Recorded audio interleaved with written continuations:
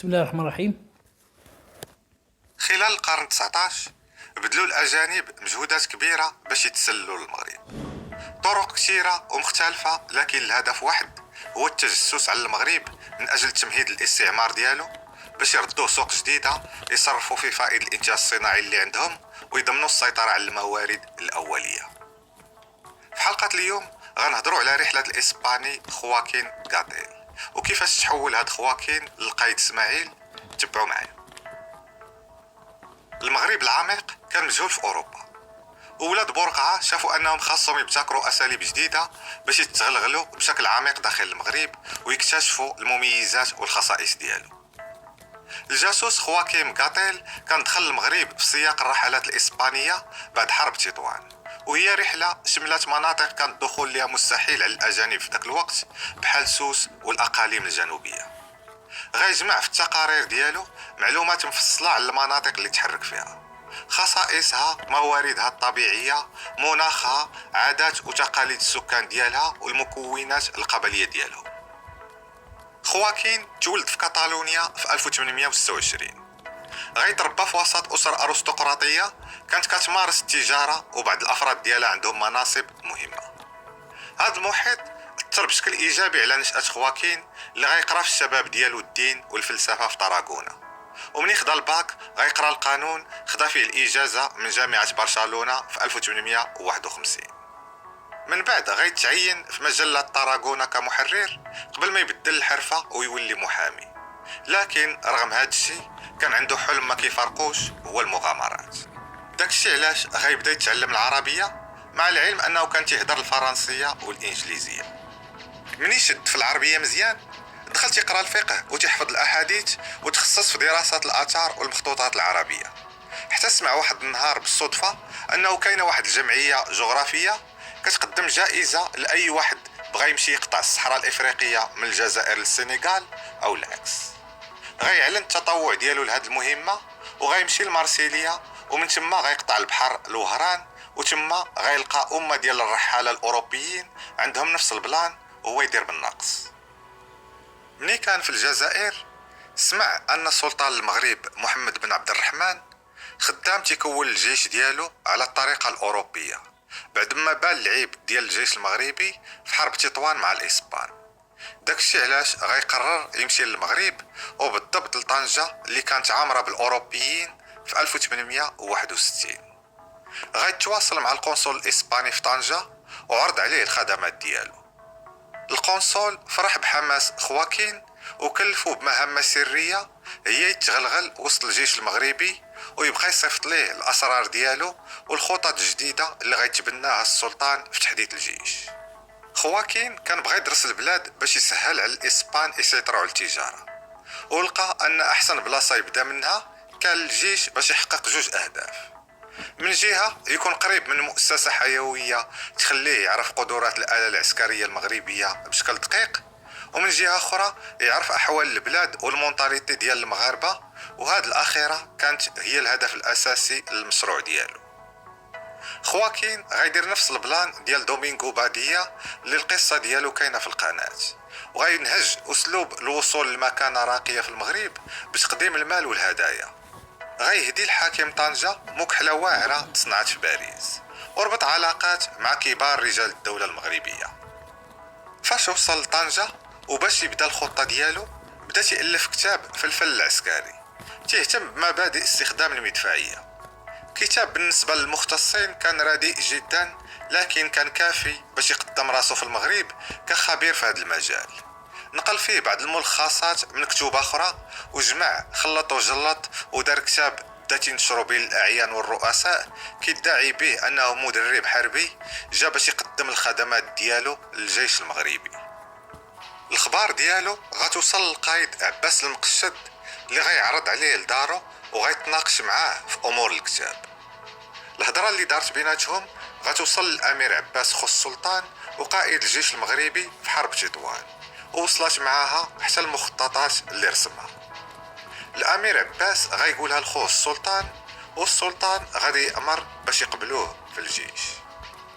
خواكين ما كانش كيتظاهر بالتدين الشديد بحال بادية، لكن حتى هو كان تيمشي للجامع بعد ما سمى راسو القايد اسماعيل، وقدم راسو للسلطات المغربية كمرتد مسيحي هرب من الخدمة العسكرية الإسبانية. القايد اسماعيل خواكين غادي يمشي من طنجة لفاس، وتما غادي يستقبلوه كبار رجال الدولة بما فيهم حتى قادة الجيش.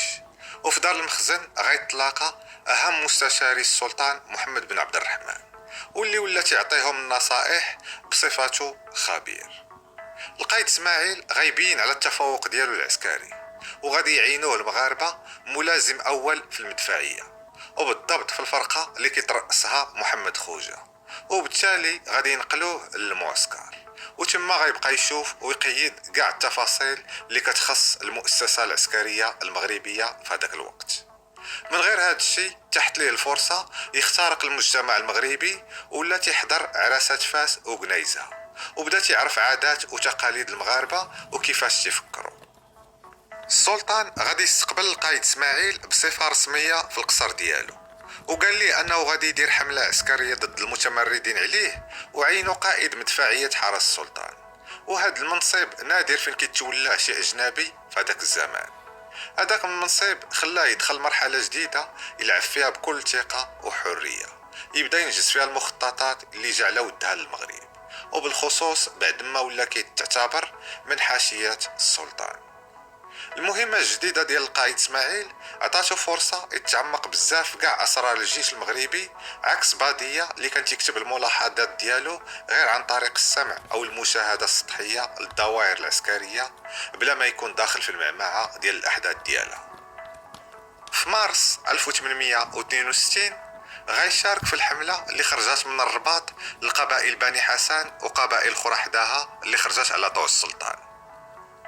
القايد اسماعيل تيقول على هذيك الحركة في الملاحظات ديالو ان الجيش كان مكون من 4 ديال الوحدات من الفرسان و5 ديال الصفوفة من المشاة، وكانت الصف الاخر فيه 150 من العبيد، وكانت الفرقة المدفعية فيها 12 قطعة كتجرها البغال وظهور الجمال.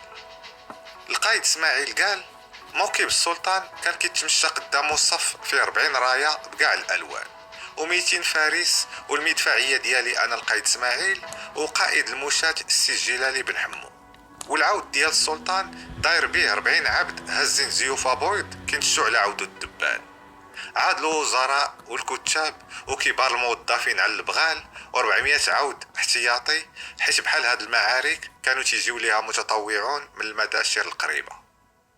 هاد المعركة عرفات مشاركة شريف وزان، وهاد الشريف شي نهار ان شاء الله غنديرو عليه شي حلقة.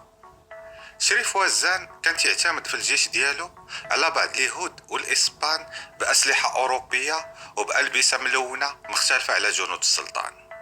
القايد اسماعيل كتب في الملاحظات ديالو كل شيء بالتفصيل، من شحال تيشد أصغر جندي حتى لكبيرهم، كيفاش كان لباسهم، شنو كانوا تياكلوا، كيفاش كيتدربوا، كاع ما نساوالو.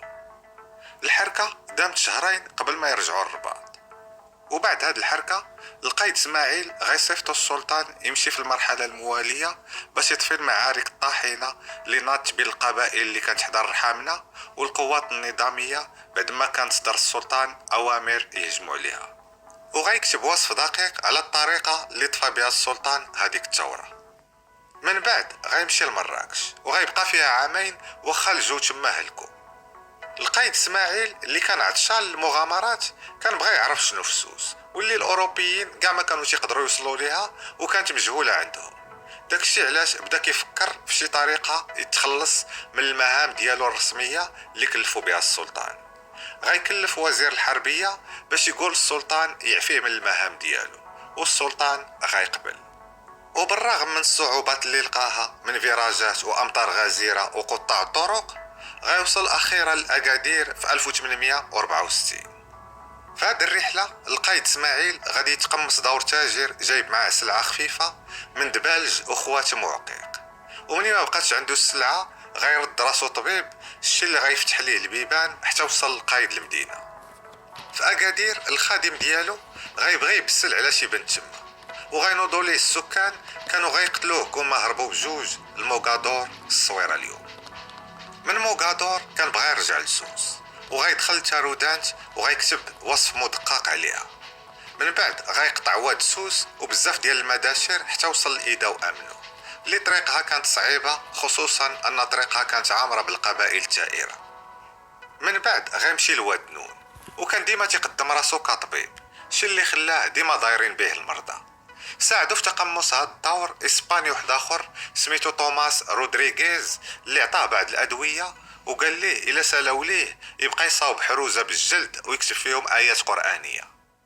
من بعد غيمشي للصحراء اللي كانت مازال اسبانيا ما دخلت ليها، وكانت بحالها بحال اي منطقه في المغرب. كانت الصحراء كما كيقول عامره بالصراعات القبليه، لكن لا هاد الصراعات ولا الحراره ولا الرمله ولا نقص الماكله ما منعوش يكمل المغامره ديالو حتى وصل للطرفايه، ومن تما حتى للساقيه الحمراء. تما غتحبس المغامره ديالو حيت منعوه القبائل يكمل، ورجع لنقطه البدايه طنجه، ومن تما رجع لإسبانيا في 1965 بعد ما دوز 4 سنين ديال التجسس، ولا مين شاف ولا مين ديري، وبدا تيكتب ويرتب كاع داكشي اللي شاف. ثروة من المعلومات قدمها لإسبانيا على المغرب، وخاصة الوضعية ديالو العسكرية. القايد اسماعيل غيموت بشكل مفاجئ في 1879 بسبب نزيف دماغي قبل ما يبدا الرحلة ديالو اللي بلاناها، واللي كان بغا يمشي فيها فقط في واد ملوية من المنبع حتى للمحيط الأطلسي. مات خواكين وهو ما فايتش 53 عام، مات قبل ما يشوف كتابه رحلات عبر المغرب، سوس، واد نون وتكنا، واللي تكلفات الجمعية الجغرافية في مدريد بالطباعة ديالو. هكذا تيبان كيفاش الجاسوسية لعبت دور مهم في خدمة الاستعمار الأوروبي، ومهدات ليه الطريق باش يغزو البلدان ويستغلوا الثروات ويستنزفوا الخيرات مقابل تفقير وتجويع الأهالي، ويجبروهم يتسخروا لهم ويخدموا عندهم في الفيرمات اللي هرفوا لهم عليها وفي المصانع اللي بناوها.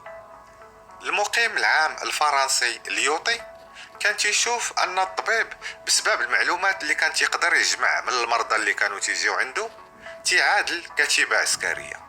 داكشي علاش اهم مؤسسة لحماية اي بلاد من الاطماع الاجنبية هي المخابرات. كل ما كانت المخابرات رادة البال كتلعب خارج الحدود ديالها، كل ما كانت البلاد قوية.